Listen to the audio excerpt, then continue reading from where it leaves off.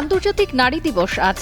বাংলাদেশ সহ সারা বিশ্বের সমাজ ও পরিবারে নারীর কৃতিত্বকে স্মরণ ও সম্মান জানাতে প্রতি বছর এই দিনটি পালন করা হয়। এই বিশেষ দিনে নারীদের শুভেচ্ছা বার্তা ও নিজের জীবনের গুরুত্বপূর্ণ ৩ নারীকে নিয়ে ফেসবুকে স্ট্যাটাস দিয়েছেন বিএনপির ভারপ্রাপ্ত চেয়ারম্যান তারেক রহমান।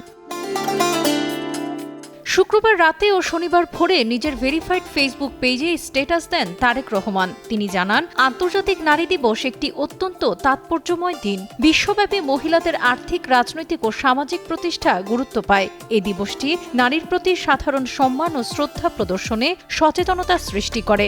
বাংলাদেশে দিবসটির গুরুত্ব অপরিসীম। নারীদের অধিকার নিশ্চিত করে তিনি আরও লিখেন, শান্তি, নিরাপত্তা, মানবাধিকার এবং টেকসই উন্নয়নে বৈশ্বিক অগ্রগতির ক্ষেত্রে অপরিহার্য শর্ত হল নারীর অধিকার। নারী সমাজে যাতে অবহেলা, নির্যাতন ও নিপীড়নের শিকার এবং ন্যায্য অধিকার থেকে বঞ্চিত না হয়, সেদিকে সবার সতর্ক দৃষ্টি রাখতে হবে।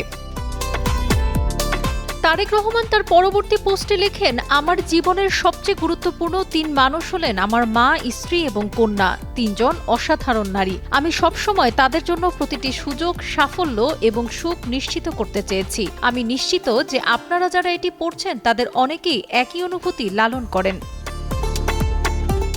তিনি আরও লেখেন, বাংলাদেশের তরুণী এবং নারীরা চারপাশের মানুষের মাধ্যমে ক্ষমতায়িত এবং সমর্থন পাওয়ার অধিকার রাখে। প্রতিটি নারীরই যে কোনো পুরুষের মতো একই মর্যাদা, সুরক্ষা এবং সুযোগ উপভোগ করা উচিত।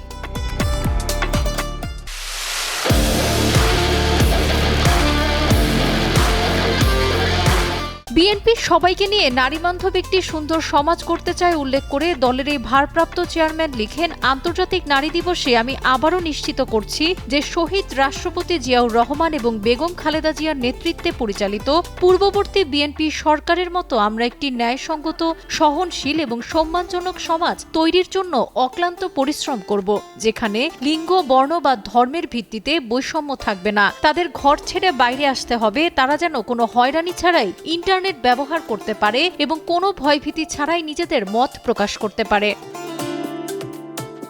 সবশেষে তারেক রহমান লেখেন, একটি নিরাপদ এবং সুরক্ষিত সমাজে নারীর সম্ভাবনাকে স্বীকৃতি দেওয়ার মধ্যেই বিএনপির নীতি প্রণয়ন গভীরভাবে প্রথিত।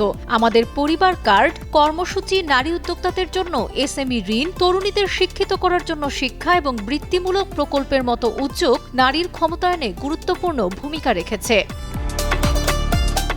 সাবরিনা কাজী, কালের কণ্ঠ।